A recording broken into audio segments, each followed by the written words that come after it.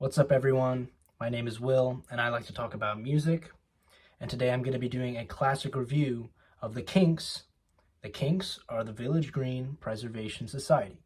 This is the sixth studio album from English rock band The Kinks. It was released in 1968. It is regarded as one of the first prominent concept albums. And despite its poor commercial success on initial release, the album received critical acclaim from critics for its very impressive songwriting and concept. Ray Davies, the frontman of the band, explained the concept of the album as a collection of character studies, mainly based around English society. He cited Dylan Thomas's radio drama Under Milkwood from 1954 as his primary influence. Now, this is a play that gives the audience a look into the thoughts and dreams of the inhabitants of a fictional Welsh town. The album's narrative, as referenced in the title, is based around this village green, which seems to be representing the center of this community that they're describing in the lyrics. Throughout the album, each song acts as a snapshot of various characters and exhibits of their community. The main message is directed and concerned towards the influence of America and Europe on English society. It's basically showing how things were not once the way they were, and throughout the album, the band really shows a desire to keep certain characteristics of their culture and not leave them behind to modernization. So in this respect, the Kinks focus on sharing these portraits of English society to promote the preservation of their culture. This concept brings to mind various conceptual projects from Britpop that would come almost 30 years later for me, most notably Blur, who released an album called Park Life that also gives certain snapshots and different portraits and exhibits of British society as well. Because of a project like this, I think that it is definitely clear that this album has had a great influence in this scene of music over the years, as it has translated this far down the timeline, as we can see from bands like Blur. The album opens with the title track, The Village Green Preservation Society, which almost reads like an advertisement or a theme song that introduces the community and the concept of the album. It clearly and directly encourages keeping the traditional and old-fashioned elements of the culture and society in which they live in. I love the uplifting, bright, and jaunty nature of the track, with the inclusion of upbeat guitar and organ lines. The songwriting and vocal work on the track is also very well written and performed with a level of enthusiasm that definitely contributes a fantastic mood to immerse you into the record right away.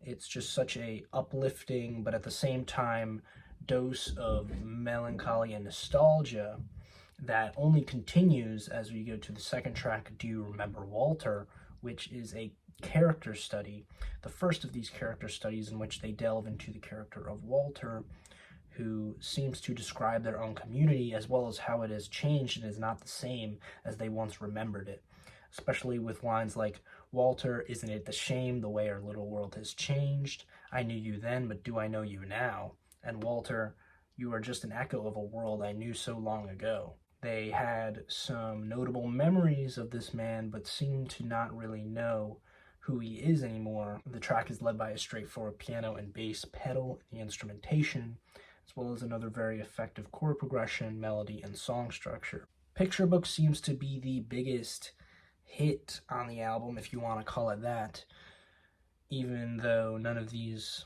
tend to be the most commercially successful tracks that the Kinks ever put out. This track is led by a fantastic ascending guitar riff and brisk acoustic guitar. The drum fills in the verses also drive the momentum of the song instrumentally, and throughout the band contributes to this portrait of their society by using the device of a picture book.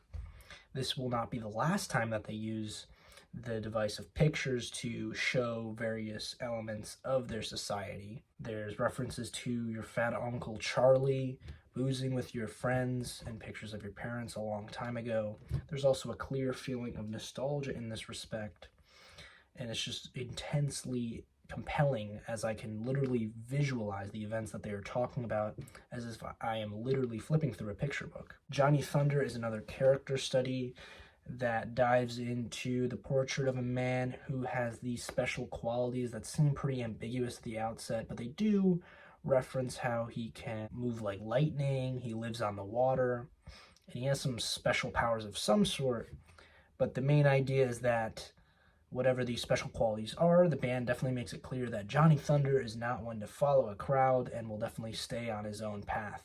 They couldn't shape him the way that they wanted to, is basically the main lyrical messaging. The instrumental here has a slightly slower and lenient approach than the previous tracks. Melodies are also relaxing in the way that they're responded to a prominent use of back vocals throughout. We take a bluesy turn on Last of the Steam-Powered Trains, which clearly shifts into this bluesy direction with the inclusion of harmonica and light bluesy guitar riffs.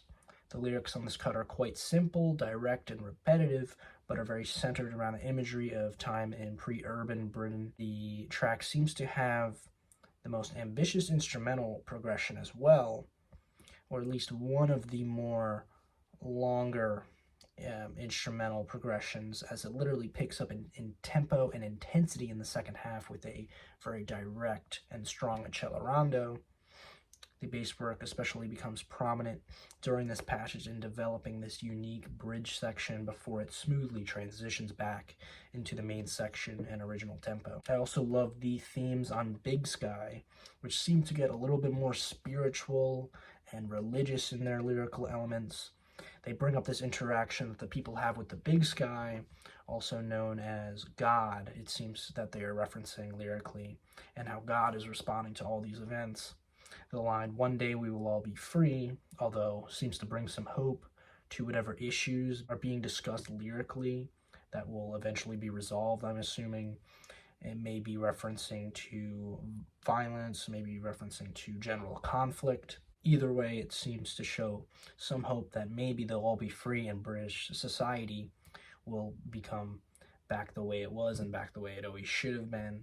The vocals on this track are delivered in a unique spoken word fashion on the verses, or at least some kind of combination between spoken word and singing. The track also opens with a clearly uplifting instrumental that completely immerses you into this kind of spiritual vibe with the soothing back vocals, as well as the light acoustic guitar lines throughout. Sitting by the Riverside, I think, is one of the greatest vibes and moods on the album, especially as it clearly portrays this relaxing atmosphere with chill chromatic piano lines, light drumming, and subtle back vocals.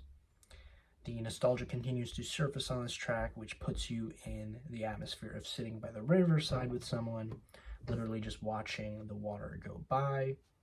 In that respect, there's a combination of peacefulness and sadness to the nostalgic elements present on the track, and the slight inclusion of the harpsichord during brief moments also shows some unusual harmonies that almost feel unsettling, like a memory is fading from your mind. It may also represent the noise of a boat passing by as well. The nostalgic locations that we are presented with also continue on Animal Farm. I love the direct and descending piano lines on the chorus sections here. The verses are also led by direct and straightforward instrumentation and a very simple and effective chord progression. There's also a inclusion of strings that are juxtaposed with brief moments of melancholic vocals that adds a certain sadness and concern that they may lose places like this Animal Farm in the future.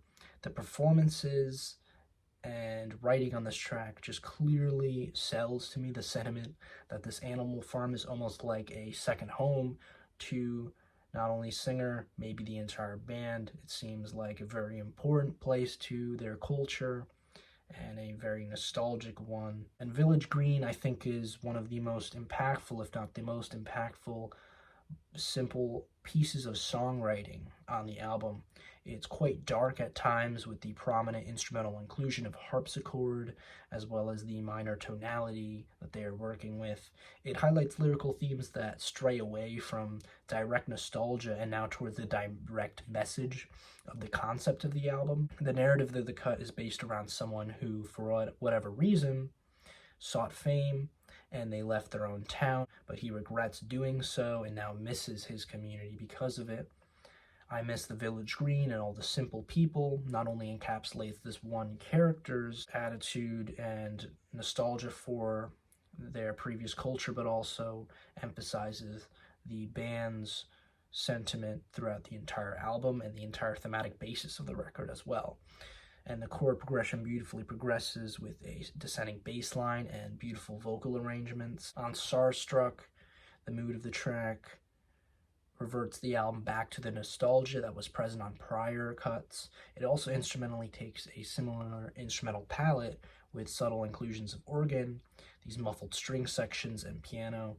I also love the vocal performances and the call and response between the lead and back vocals on the track.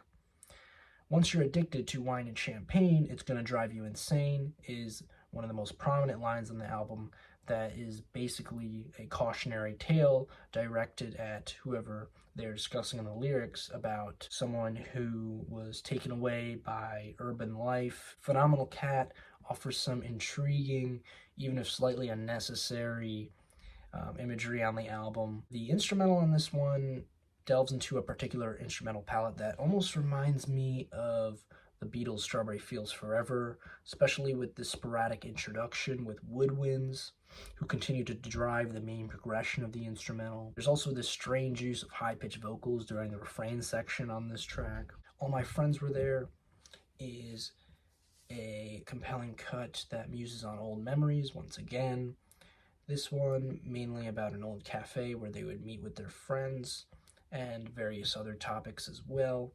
There are a fair amount of changes in the instrumental on this one throughout, especially with these constant shifts between jaunty and quick verses that transition into more relaxed sections with spiraling guitar arpeggios and a compound meter. Wicked Annabella is easily the darkest and creepiest track on the album, not only due to the slightly rough guitar parts, but also the rougher vocal production in the mix. The track dwells on myths and legends in their culture, this track specifically introducing one of the creepiest as they describe the character of Annabella, who enslaves demons who may capture you while out in the woods. They also make references to a brew that she is making, so that obviously points toward the fact that she may be a witch of some kind. This track definitely makes for one of the most unsettling exhibits on the record, both lyrically and instrumentally. A lot of the riffs and aesthetics on this track also sound like they could show up later down the road on post-punk albums that would come a little over a decade after the release of this album. Monica is a brief detour to the Caribbean, as the band definitely seems inspired by calypso music with the syncopated rhythms throughout the track. There are also some tasteful and light additions of organ here, even if the lyrical themes on this track do not present the most potent.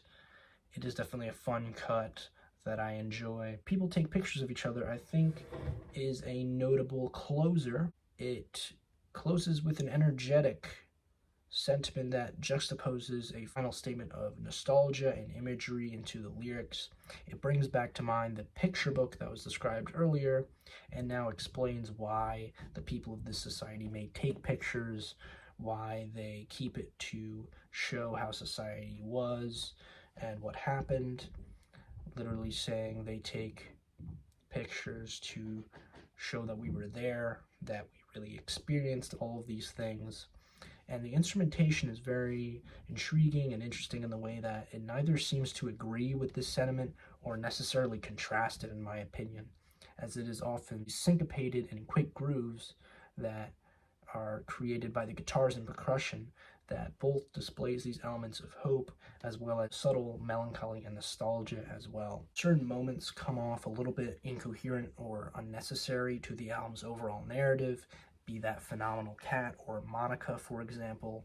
I think these brief moments could lose sight of the direct themes that they established from the outset of the album. But with that being said, this remains a very simple but effective collection of songs with vivid imagery about English society, and the Kinks certainly pull it off with a fascinating narrative with excellent songwriting and performances that gives a thoughtful commentary on how culture can change over time. For me personally, it is just very compelling to get lost in these amazing combinations of nostalgia, warmth, melancholy, and just exuberant performances present in the music. So with that being said, I'm feeling a 9- on this classic album. But tell me what you thought of this album. Do you love this album? Is it a classic album for you? Let me know in the comments. Make sure to subscribe for more music reviews and more related content. I'll see you in the next video. Peace.